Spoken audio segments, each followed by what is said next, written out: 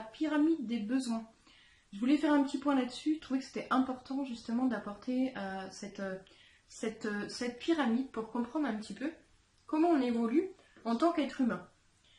La pyramide des besoins a été modélisée il y a assez longtemps maintenant, et je trouve qu'elle est assez parlante justement dans le développement qu'on peut avoir au fil des années, la transformation en tout cas qu'on va sentir au fur et à mesure se faire en nous, et puis même si on prend du recul aujourd'hui sur la façon dont on a vécu, on va se rendre compte justement que, en tout cas voir à quelle étape on est, peut-être, et on va se rendre compte qu'on est passé par toutes ces étapes. Alors, les premières étapes, les premiers besoins, ce sont les besoins physiologiques, pardon. Bon, psychologique aussi, ça peut aussi, parce que c'est physique et psychologique, physiologique. Les besoins physiologiques, ça va être justement à l'enfance surtout, où on va avoir besoin d'avoir justement des besoins de base, tels que bien manger, bien dormir, bien se nourrir, être en santé, et souvent on voit ça à l'enfance, mais pas que, mais en tout cas, pour qu'un enfant se développe bien, il va falloir justement que ce soit justement concret au niveau des besoins psychologiques, que ce soit que l'enfant, qu'on réponde aux besoins physiologiques de l'enfant, nourrir, le sommeil, l'affection aussi, puisque c'est le côté aussi psychologique, émotionnel. Et du coup, l'enfant, s'il a ça, il va pouvoir justement se développer, c'est le terme quand même quelque part, se développer de façon stable. Ça va être une construction nécessaire. S'il n'y a pas ça, ça va être très compliqué du coup de grandir. S'enchaînent les besoins de sécurité. Les besoins de sécurité, ça va être avoir un toit sur la tête, ça va être se sentir en sécurité, de façon assez matérielle, mais aussi psychologique. Pour le coup, la sécurité au niveau émotionnel et psychologique, c'est pas tout le temps dans l'enfance déjà, donc ça va justement créer des blessures, des peurs, des choses qui vont être à accueillir plus tard, bien sûr, et qui vont mettre déjà là en route des systèmes de protection inconscients qui vont commencer à piloter notre vie en sous-main, si ces besoins de sécurité ne sont pas justement remplis, ne sont pas présents, si personne ne répond à ces besoins de sécurité. Il peut y avoir un besoin de sécurité, le besoin de sécurité physique par exemple peut être nourri, on a un toit sur la tête, il y a de l'argent par exemple, on a de quoi manger, on a de quoi se loger, on a de quoi s'habiller, donc c'est plutôt cool. Mais par contre, le côté sécurité émotionnelle n'est pas justement rempli, il va y avoir de la maltraitance, de l'insécurité qui va s'installer. Ça peut être ici à ce niveau-là, et là ça va être compliqué pour l'individu de se construire de façon sereine et paisible, bien sûr, comme la plupart des gens sur cette terre qui sont en gros manque de sécurité, par exemple affective. Mais ça peut être aussi un manque de sécurité matérielle, bien sûr, puisqu'on peut avoir la sécurité affective, mais avoir un manque de sécurité matérielle qui fait que des peurs se créent, des croyances, etc., qui vont aussi se mettre en place dans l'enfance. Ensuite, on va avoir le besoin d'appartenance. Le besoin d'appartenance, il arrive à la préadolescence, mais il est surtout présent à l'adolescence. Et puis, bien sûr, il va perdurer après à l'âge adulte. Ça va être un besoin, une fois que ceux-là sont à peu près comblés, on va dire à peu près, parce que c'est pas le cas pour tout le monde, mais en tout cas, à un certain niveau, on va pouvoir, du coup, passer aux besoins d'appartenance. Dans le sens où on va avoir envie d'appartenir au groupe. Avoir envie d'appartenir, alors ça va être à une famille, appartenir à un groupe, alors peu importe après les idéologies, chaque groupe ça peut être justement la religion, après la politique plus tard, etc., ou un groupe sportif, ou un groupe de jeunes qui va ressembler, en tout cas qui va nous accepter. On va avoir ce besoin inné chez l'être humain d'appartenir au groupe, de sentir vraiment, d'essayer de trouver sa place en fait. Ça arrive à ce moment-là. Et on va essayer de trouver sa place déjà dans la famille, mais aussi à travers les groupes d'amis. Et puis après, plus tard, peut-être dans des assos, au travail, dans des groupes politiques, des groupes religieux, etc. On va avoir besoin de trouver notre place. Et ça va partir de ça, des besoins d'appartenance.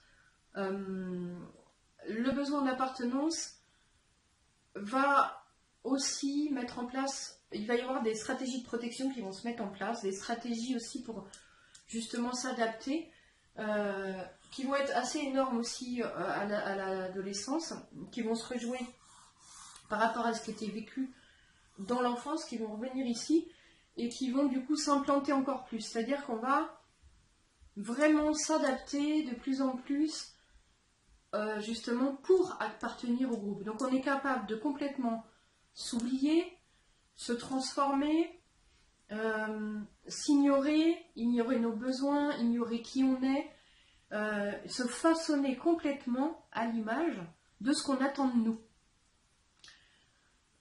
Ça va se mettre en place à ce moment-là, parce que de façon très ça se met en place dans l'enfance bien sûr, mais ça va se concrétiser comme des croyances à l'adolescence. Et du coup, on va mettre en place ça, pour le coup, derrière, dans notre vie adulte, à la suite. Donc, toutes les stratégies mises en place dans l'adolescence, dans l'enfance et concrétisées à l'adolescence, vont perdurer, bien sûr, à l'âge adulte, pour toujours cette appartenance au groupe, appartenance à la société, etc. Et bien sûr, quand on n'y arrive pas, eh bien, on va revisiter constamment toutes les blessures.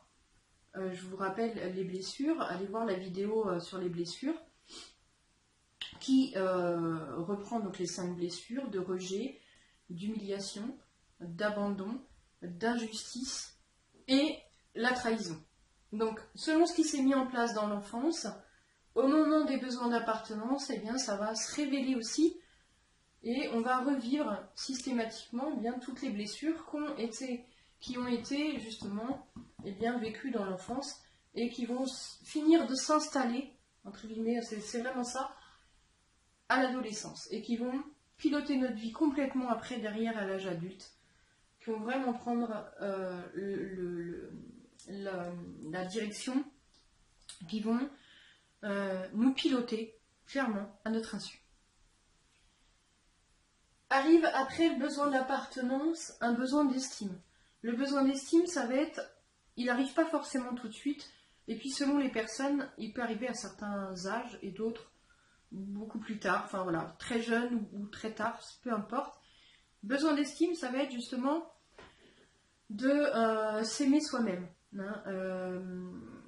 Ça peut passer, la première phase, ça peut passer bien sûr par besoin d'estime que soit reconnu. Alors ça va se mettre en place aussi dans l'enfance et l'adolescence, mais il y a plusieurs niveaux dans le besoin d'estime, donc j'explique. Besoin d'estime, ça peut être surtout, et ce qu'on vit tous au départ, besoin de reconnaissance, besoin d'estime, besoin d'être reconnu, d'être valorisé par la famille, par les amis, par les proches, au travail, dans notre activité physique, bref, dans tout ce qu'on fait. Et avec les relations qu'on a, on développe bien sûr ce besoin d'être reconnu, aimé, accepté. Toujours la même chose, c'est toujours, on tourne toujours autour de ces termes-là. Et tout se met en place justement pour arriver à ça. Mais le besoin d'estime dont on parle ici, c'est que tout ça est vécu et le besoin d'estime, là, il est plus à un niveau, si vous voulez, où justement on va commencer ce travail. Commencer ce travail intérieur de dire, bon ok, j'ai tout essayé à l'extérieur, finalement rien ne me satisfait, j'ai beau changer de partenaire, j'ai beau changer de travail, changer de maison, changer de région, changer de pays, essayer de me changer moi-même, mon mal-être est toujours là, quoi qu'il arrive, je n'arrive pas à faire les choses dont j'ai envie, à me mettre en route pour mes projets, pour mes aspirations, pour mes rêves, j'arrive à rien et mon mal-être est là et j'avance pas, je procrastine, etc. Donc au bout d'un moment, eh bien on va se rendre compte que il va falloir commencer à s'aimer soi pour pouvoir justement pouvoir être en relation, pour pouvoir se débarrasser de toutes nos blessures, toutes nos souffrances, toutes nos limitations, tous nos blocages, pour pouvoir enfin réaliser ce qu'on a envie de faire. Hein, parce qu'on se rend bien compte que bien tout ça, clairement, nous empêche de nous réaliser. Que ce soit dans un projet ou juste dans la réalisation de notre être. Vraiment, après, d'être juste qui on est et de réaliser l'être, en fait. Hein. Cette aspiration de réaliser notre vraie nature, l'être que l'on est. Ça, c'est encore un autre stade. Moi, ça a été mon aspiration pendant longtemps, en tout cas, qui m'a porté aussi, mais pas que. En tout cas, c'était l'ultime inspiration. Mais il y a aussi réaliser des projets, peut-être avoir un projet de création de société, peut-être vouloir devenir artiste, peut-être ouvrir un gîte pour je sais pas moi, pour un éco-gîte ou partir à l'autre bout du monde, enfin peu importe après les aspirations de chacun. Mais si on n'arrive pas à faire ce travail intérieur, on va vite du coup être bloqué par nos peurs, nos doutes, nos manques d'estime. Est-ce que je vais y arriver? Est-ce que je vais pas y arriver? Et puis j'ai peur, et puis où je m'embarque, et puis il y a l'insécurité, et est-ce que je vais être à la hauteur?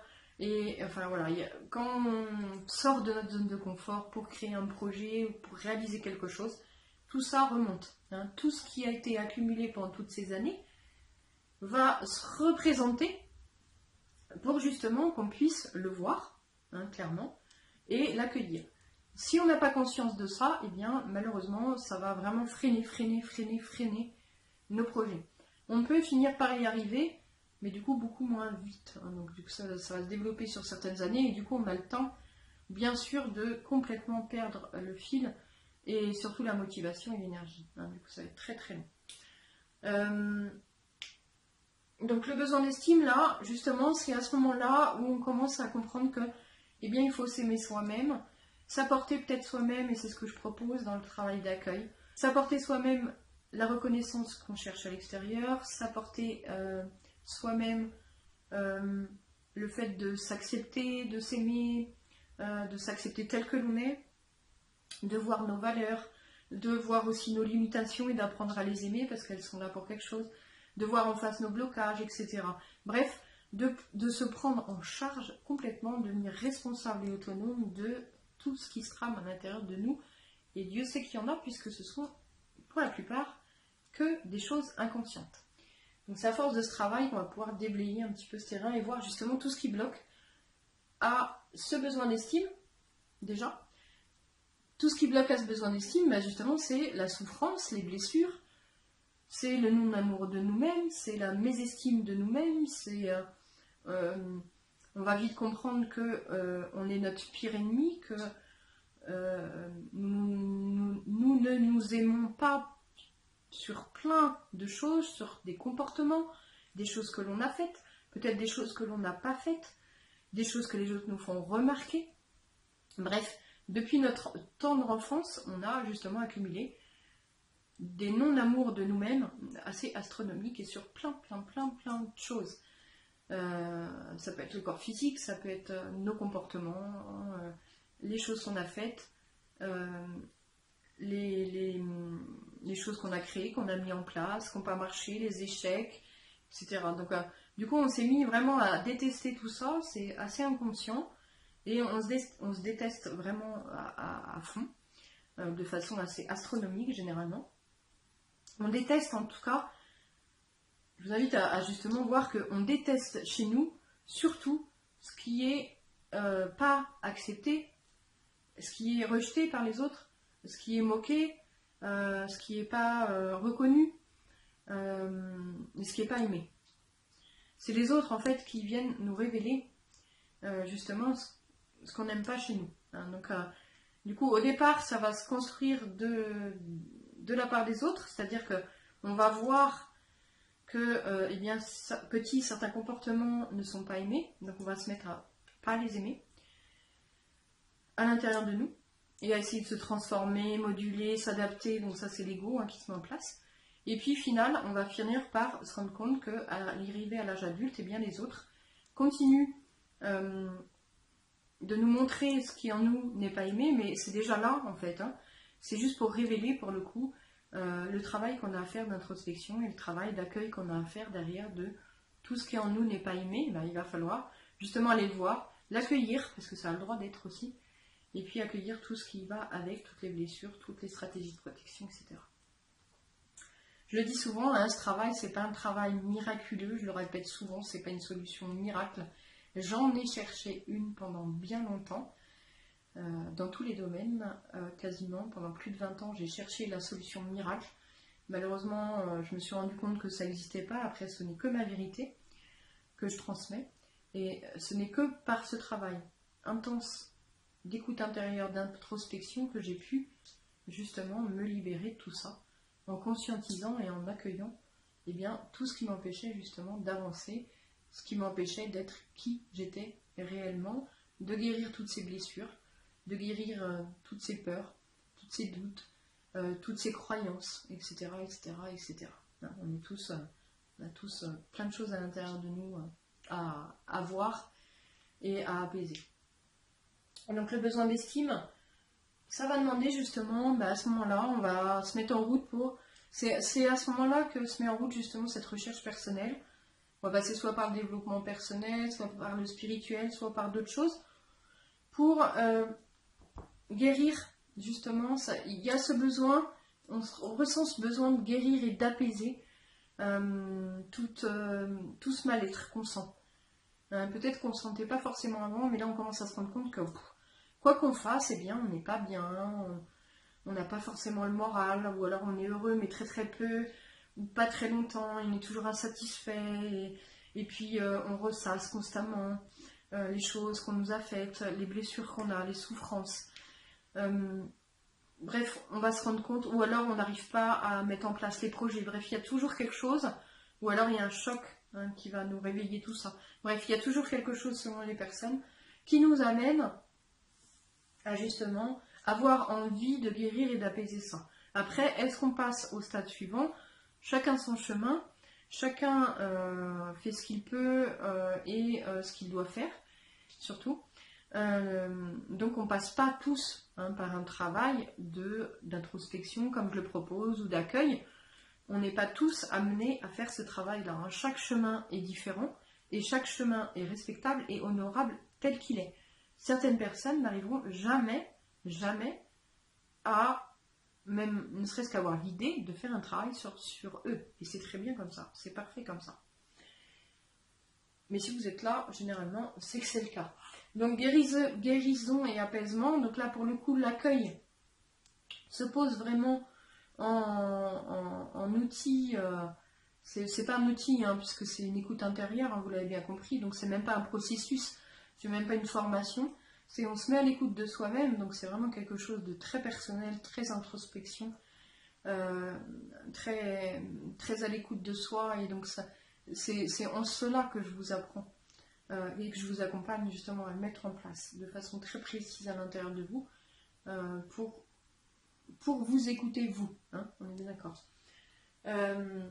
Derrière une fois que ce besoin se fait, peut se révéler, même s'il a déjà fait il s'est déjà montré ce besoin d'accomplissement à plusieurs reprises, certainement dans le professionnel, peut-être dans le sport, dans le culturel, enfin peu importe, mais on a eu ce besoin qui nous a un petit peu titillé aussi, c'est le besoin de s'accomplir, le besoin de réalisation. Mais souvent, c'est même pas le terme, c'est que on va pouvoir se réaliser une fois qu'on a commencé ça. Parce qu'on ne peut pas se réaliser complètement si on est encore complètement blessé, submergé par nos souffrances du passé, complètement piloté par nos systèmes de protection inconscients. Comprenez bien que du coup, ça ne peut pas se faire, le besoin d'accomplissement, que ce soit professionnel ou personnel, c'est-à-dire ça peut être la réalisation aussi juste de l'être, de notre vraie nature, eh bien ça va être en parallèle certes mais il va falloir avoir guéri une grosse partie des blessures, les plus grosses en tout cas, pour pouvoir commencer ce chemin de réalisation. Ça se fait un peu, c'est un peu entremêlé, hein, tous les besoins bien sûr, mais la réalisation ultime, c'est pas le terme, mais le chemin de réalisation va pouvoir être complètement vécu et imprégné si tout ça déjà est, si on a répondu de façon assez satisfaisante à tous ces besoins-là. Puisque on pourrait donner un exemple, par exemple, une personne qui se réalise, je sais pas moi, une vedette par exemple. On voit beaucoup aujourd'hui beaucoup de personnes qui sont très connues et qui semblent en tout cas se réaliser dans leur milieu professionnel. Ça peut être des comédiens, des acteurs, des chanteurs, etc. Bref, les artistes en règle générale et qui sont connus vont être dans cette réalisation, on va dire, professionnelle. Mais attention, ça n'a rien à voir avec la réalisation personnelle. On peut se réaliser sur certains domaines, mais pas se réaliser complètement. Là, je parle de l'invitation de se réaliser complètement. Se réaliser soi, et se réaliser dans différents domaines. On peut se réaliser dans le couple, se réaliser dans la famille par exemple, se réaliser dans notre travail, se réaliser dans nos activités professionnelles, culturelles, de loisirs, peu importe, de sport, et se réaliser, bref, enfin on va avoir plein de domaines où on va pouvoir se réaliser finalement. Là, on se rend bien compte que la réalisation, si on souhaite l'accomplir dans certains domaines, eh bien il va falloir la réaliser déjà à l'intérieur de nous. C'est-à-dire que c'est toujours la même chose, on part toujours de l'intérieur, hein, ce que je propose c'est ça, on part toujours de l'intérieur pour aller à l'extérieur. On arrête, comme on a fait depuis le début de notre vie, d'aller à l'extérieur pour croire que ça va nous nourrir. On commence à comprendre que ce qu'on fait à l'extérieur, finalement, à l'époque, ça ne nous nourrissait pas. Ça venait que révéler finalement ce qui n'allait pas à l'intérieur de nous. Donc on croit qu'on va trouver le bonheur, qu'on va se réaliser à l'extérieur, mais en fait, ce n'est pas le cas parce que ce n'est pas l'objectif de l'extérieur. Une fois qu'on a compris ça, eh bien, on revient à l'intérieur. On va faire ce travail intérieur, cette découverte, cette aventure intérieure avec nous-mêmes, et on va se réaliser soi. On va s'apporter cette réalisation, on va réaliser qui on est vraiment grâce à ce travail d'introspection, puisque les couches au fur et à mesure vont s'enlever, et on va réaliser qui on est vraiment. Et à ce moment-là, on pourra apporter tout ça et tout ce processus d'accueil à chaque domaine de notre vie. Si on souhaite se réaliser par exemple dans le couple, j'accompagne des personnes comme ça justement, où on va aller un peu plus loin sur ce thème-là, de façon très précise. Grâce à l'accueil, on va aller voir par exemple toutes les croyances sur le couple, qui empêchent le couple, qui empêchent l'épanouissement dans le couple.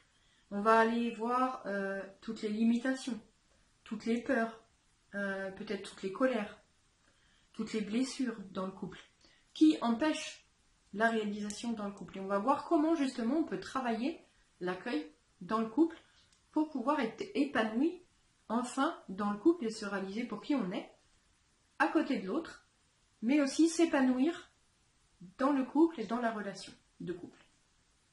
Donc ça va être ça.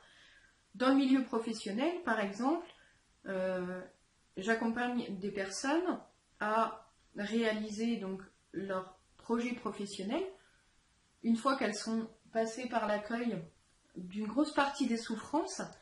Souvent, eh bien, une fois qu'on a enlevé toutes ces couches, vous voyez bien, vient se révéler bien plein d'énergie et de la créativité, de l'inspiration. Je ferai une vidéo d'ailleurs là-dessus aussi, et qui va justement vouloir émerger. Et on passe à un autre stade. C'est-à-dire que ça libère aussi tous nos potentiels qui étaient cachés. Donc, et ça vient réveiller aussi tous nos souhaits, toutes nos envies qu'on n'osait peut-être pas écouter, qu'on trouvait irraisonnables ou irresponsables ou irréalistes et qui restaient des rêves. Hein. Donc là, ça va se révéler de nouveau et j'accompagne les personnes justement à, eh bien, de façon très concrète, mettre l'accueil au service de ces projets professionnels ou personnels, dans le sens où on va aller voir justement tout ce qu'empêche aussi. Les peurs, on va travailler sur l'estime, on va travailler sur la légitimité. Hein, souvent on se sent illégitime, donc il va falloir travailler sur l'illégitimité. Il va falloir travailler sur la confiance, donc accueillir toutes les parties de nous qui n'ont pas confiance et qui se présentent au fur et à mesure de nos projets, parce que c'est pas un package bien sûr, hein, c'est tout le long du projet professionnel, vont se présenter toutes ces parties de nous, toutes ces peurs, ces doutes bien sûr, hein, les doutes on va régulièrement être obligé de les accueillir, et toutes les blessures aussi, de peut-être tous les projets et toutes les erreurs qu'on a faites avant. Hein, donc tout ça, ça se fait en parallèle. Une fois qu'on a compris l'accueil, du coup on peut, et qu'on a guéri une majorité des blessures, on va pouvoir mettre au service des projets de vie que l'on a. Un petit peu, voilà, des souhaits, des aspirations qu'on a à mettre en place dans certains domaines de notre vie. Ça peut être aussi accompagner les personnes dans la réalisation de l'être. Là, c'est une aspiration très spirituelle, qui a été, en tout cas pour moi aussi, très personnelle et très, très prégnante dans ma vie. Ça a été le fil rouge. Eh bien, j'ai pu réaliser l'être également après, en tout cas, après avoir, oui, c'est vraiment ça, après avoir apaisé, vu, aimé une grosse partie de mes blessures, hein, parce que ça, réaliser cet éveil, cette réalisation de l'être, ça va être très compliqué si finalement on n'a pas compris le processus, si on n'a pas compris que tout ça est caché, hein, que notre vraie nature est cachée derrière tout cet amas humain qui a été vécu. Donc j'accompagne les personnes, voilà, selon les projets, on peut adapter l'accueil à vraiment à chaque souhait, à chaque envie de projet, à chaque chose que l'on souhaite réaliser. Et tout ça va finir par être une sorte d'ensemble de réalisations qui vont refléter qui on est réellement aussi. Hein. Donc l'invitation, c'est toujours on part de l'intérieur et on fait à l'extérieur ensuite. C'est vraiment dans ce processus-là, parce que si on s'apporte de la reconnaissance, de la confiance, de l'estime, qu'on apaise nos doutes, nos peurs, nos blessures, et bien tout ce qu'on va créer à partir de ça va être libéré. Voilà, ça va être créatif, ça va être libre, et ça va refléter justement eh bien, que l'on a confiance, que l'on s'estime, qu'on n'a plus de peur, qu'on n'a plus de doute, etc. Donc c'est tout ce travail au quotidien à mettre en place après, au service des projets qu'on souhaite justement réaliser. Je vous invite à voir aussi que il peut justement tout ça, enfin on peut avoir, comme je le disais tout à l'heure, donc une vedette qui s'accomplit dans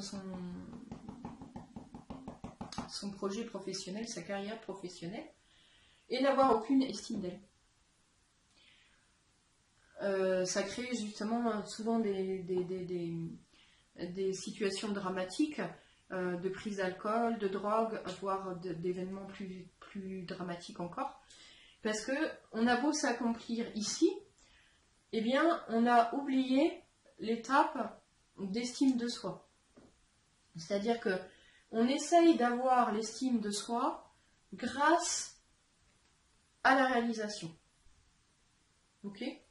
Sauf que la réalisation, dans le milieu professionnel par exemple, ou dans le couple, ou peu importe où, n'amène pas forcément l'estime de soi. Ça peut l'apporter un temps, mais au bout d'un moment, ça va revenir se rappeler à nous, parce que le manque d'estime, il est tellement profond qu'il a besoin d'être revisité, puisqu'il vient de la base. Hein, c'est des blessures, des souffrances qui ont été mises enfance et qui ont été répétées. Donc on peut l'apaiser à un moment, en changeant de travail, changeant de relation, etc. Mais ça va venir se rappeler à nous constamment, puisque l'objectif c'est justement que ce soit vu, accepté, aimé par nous, pas par l'extérieur. Donc on peut avoir aussi un accomplissement et puis un problème ici au niveau de l'appartenance, où on ne se sent pas appartenir, ni à un groupe, ni à une société, ni carrément, pourquoi pas, à l'humanité. Hein, je sais quand on fait cette quête personnelle, eh bien, on a du mal à se reconnaître dans cette société, dans cette vie sur Terre. Donc on va être très malheureux, même si on est par exemple thérapeute, coach, ou dans la relation à l'aide, ou même dans autre chose bien sûr, on peut quand même avoir un problème d'estime, avoir un problème d'appartenance, pas se sentir en appartenance. On peut aussi d'ailleurs avoir un problème de sécurité également. Donc c'est juste pour bien comprendre que tout cela, finalement, est à apporter à l'intérieur de soi. C'est-à-dire que même là, si on ne se sent pas en sécurité à l'intérieur de nous, si on n'a pas confiance dans notre valeur, ça va être compliqué de se sentir serein, même si on est complètement en sécurité. On peut avoir des peurs complètement irrationnelles, d'être agressé, même si la chambre est fermée à double tour, on va quand même avoir peur d'être agressé, parce que justement on a cette peur à l'intérieur de nous, parce que peut-être ça nous est déjà arrivé, que ça se rappelle à nous constamment, et on aura beau acheter un bunker et mettre 150 000 alarmes, on aura quand même cette peur qui sera là. Et elle ne nous laissera tranquille, entre guillemets, elle ne pourra partir que grâce à ce travail d'introspection personnelle et d'accueil de cette peur complètement par nous-mêmes. Donc on voit bien que tout passe tout d'abord à l'intérieur de nous. Et c'est là où c'est assez incroyable, parce que du coup, on change complètement, grâce à l'accueil, notre vision des choses.